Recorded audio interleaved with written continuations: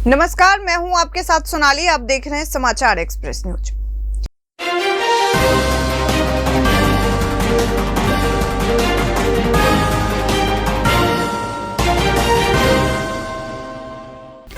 मध्य प्रदेश में अवैध शराब का कारोबार करने वालों को अब फांसी की सजा तक हो सकती है। सरकार ऐसा सख्त कानून लाने जा रही है।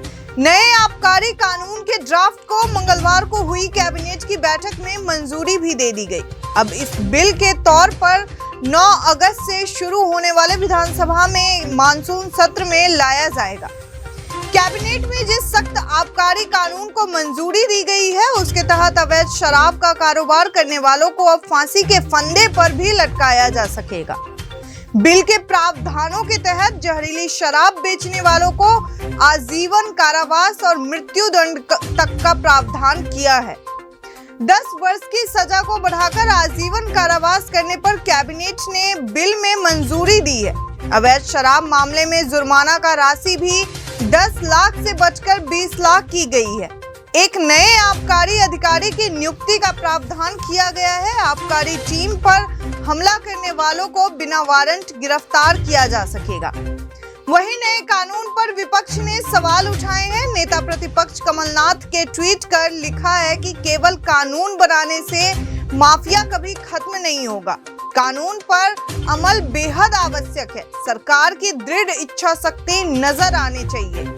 कड़े कानून की बात तो बहन बेटियों की सुरक्षा को लेकर भी सरकार वर्षों से कर रही, लेकिन प्रदेश में आज भी बहन बेटियां सुरक्षित नहीं हैं। मध्य प्रदेश में भारी बारिश और बाढ़ की वजह से ग्वालियर चंबल संभाग के शिवपुरी, श्योपुर, दतिया, ग्वालियर और भिंड के अलावा रीवा जिले में लगभग 1171 गांव प्रभावित हुए हैं, जिनमें से कुल 200 गांव बाढ़ के पानी से अब भी घिरे हुए हैं। इस बारे में मुख्यमंत्री शिवराज सिंह चौहान ने कहा कि एसडीआरएफ और एनडीआरएफ की टीमों ने बाढ़ में फंसे करीब 1600 लोगों को सुरक्षित स्थान पर पहुंचाया है। यही नहीं, सीएम शिवराज हालात पर नजर बनाए हुए हैं, जबकि बाढ़ प्रभावित जिलों के अधिकारियों से लेकर एनडीआरएफ सेना से संपर्क बनाकर पल पल की जानकारी लेते रहे। वहीं मुख्यमंत्री ने प्रधानमंत्री नरेंद्र मोदी को बाढ़ प्रभावित इलाकों में चल रहे राहत और बचाव कार्य की जानकारी दी। इसके अलावा सीएम शिवराज सिंह चौहान ने मंगलवार को कहा कि सेना बुला ली गई है। वायुसेना ने 5 हेलीकॉप्टर ने ग्वालियर से सुबह उड़ान भरी थी, लेकिन खराब मौसम होने के कारण बचाव के लिए उतर नहीं सके। मध्य प्रदेश में भारी बारिश और बाढ़ से पैदा हुए विषम हालात से निपटने के लिए युद्ध स्तर पर राहत और बचाव कार्य जारी है। मुख्यमंत्री शिवराज चौहान ने केंद्रीय गृह मंत्री अमित शाह से फोन पर चर्चा कर बाढ़ से बने हालात की जानकारी दी। सीएम बुधवार को ग्वालियर में बाढ़ प्रभावित इलाकों का हवाई सर्वे कराने के बाद दिल्ली जा रहे हैं।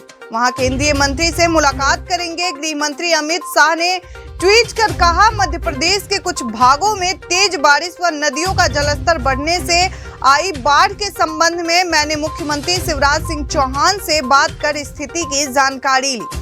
केंद्र की ओर से प्रदेश को राहत कार्यों के लिए पूरी मदद दी जा रही। इस कठिन घड़ी में मोदी सरकार प्रदेश की जनता के साथ खड़ी है। मुख्यमंत्री शिवराज सिंह चौहान बाढ़ प्रभावित इलाकों का हवाई दौरा कर हालात का जायजा लेंगे।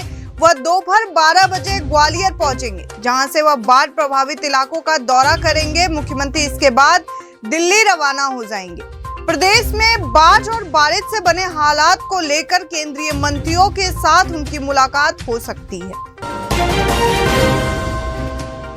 प्रदेश के ऊर्जा मंत्री प्रद्युमन सिंह तोमर अशोकनगर के दौरे पर है। यहां उन्होंने एक नाला भरा देखा तो 10 से 15 मिनट तक मुख्य नगर पालिका अधिकारी का इंतजार किया और फिर खुद ही नाले की सफाई शुरू कर दी। जब मुख्य नपा अधिकारी पीके सिंह भागे भागे आए तो उन्हें माला पहनाई और उनके सामने ही नाला साफ करने उतर गए। खुद ही नाले में से कचरा निकाला और फिर कलेक्टर अभय वर्मा और मुख्य नपा अधिकारी पीके सिंह को फटकार लगाई।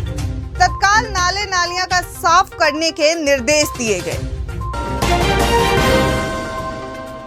एमपी के गृह मंत्री नरोत्तम मिश्रा ने डबरा से सिंध नदी के पुल पर पहुंचकर बाढ़ के हालात का जायजा लिया। पुल में दरार आने के कारण यहां आवागमन पर प्रशासन ने रोक दिया है। मीडिया कर्मियों से बात करते हुए नरोत्तम मिश्रा ने कहा कि बाढ़ से प्रभावित क्षेत्र में ग्रामों का हाल देखने आया हूं। हर जगह प्रशासन की टीम मौजूद है। उन्होंने लोगों से अपील की कि घबराने की जरूरत नहीं है, अफवाहों से सावधान रहे। जहां जैसी जरूरत है वहां रेस्क्यू किया जा रहा है। पीसीसी चीफ और एमपी के पूर्व सीएम कमलनाथ ने आज दिल्ली में पार्टी नेता राहुल गांधी से मुलाकात की। तीसरे मोर्चे के गठन और कमलनाथ को पार्टी में नई जिम्मेदारी मिलने की सुगबुगाहट के बीच दोनों नेताओं की ये मुलाकात अहम मानी जा रही है। राहुल से मिलने के बाद कमलनाथ ने ये कहकर अटकलों को और बल दे दिया कि बीजेपी के खिलाफ थर्ड फ्रंट कांग्रेस के बिना नहीं बन सकता। इस मुलाकात के बाद चर्चा का बाजार गर्म है कि कमलनाथ किस सिलसिले में मिलने आए थे। उन्होंने राहुल गांधी से मिलकर भविष्य की रणनीति का खाका भी तैयार किया है। बाद में मीडिया के सामने दावा किया कि आज विपक्ष को भी एहसास हो गया कि भाजपा के खिलाफ कांग्रेस के बिना कोई फ्रंट नहीं बन सकता। इससे पहले अपने पिछले दिल्ली प्रवास में कमलनाथ ने पश्चिम बंगाल की सीएम ममता बनर्जी से मुलाकात की थी। वो उनसे मिलने ममता के घर गए थे। बाद में ममता बनर्जी ने कांग्रेस अध्यक्ष सोनिया गांधी से मुलाकात की थी। तीसरे मोर्चे के गठन के प्रयास के बीच ये मेल मुलाकात महत्वपूर्ण मानी जा रही है। भोपाल राजधानी पुलिस जुआरियों और सचोरियों से मिली हुई है। पूरे थाना लेवल पर पुलिस की मिली भगत से ये धंधा चल रहा। क्राइम ब्रांच की धरपकड़ में ये बड़े खुलासे हो रहे। खुद पुलिसकर्मी भी जुए सट्टे की फंड में दांव लगा रहे। भोपाल क्राइम ब्रांच ने कुछ दिन पहले जुआरियों और सचारियों के खिलाफ एक मुहिम शुरू की है। इस मुहिम के कारण शहर के चिन्हित जुआरी और सचारियों पर लगातार दबिश देकर कार्रवाई की जा रही। इस धरपकड़ की कार्रवाई में होश उड़ाने वाले खुलासे हुए हैं। जुए और सटारियों की फड़ में खुद कई पुलिस वाले शामिल हैं और वो भी दांव लगा रहे थे। बता दें कि क्राइम ब्रांच बिना स्थानीय पुलिस को सूचना दिए कुछ दिन से जुआरियों और सटारियों के खिलाफ लगातार कार्रवाई कर रही। इस खुलासे के बाद शहर के थानों में हड़कंप मचा हुआ है। स्थानीय थाना स्तर पर मिली भगत के बाद आरोप लगने के बाद अब लीपापोती शुरू हो गई है। जुआरियों और सटारियों का अलर्ट करने की सूचना भी क्राइम ब्रांच को मिल रही। ऐसे में यदि पुलिस इन अपराधियों का साथ देगी तो जनता का विश्वास कैसे यह खाकी जीत पाएगी। मध्य प्रदेश हाईकोर्ट की मुख्य पीठ जबलपुर सहित इंदौर और ग्वालियर खंडपीठ में 9 अगस्त से एक बार फिर फिजिकल हियरिंग की शुरुआत हो जाएगी।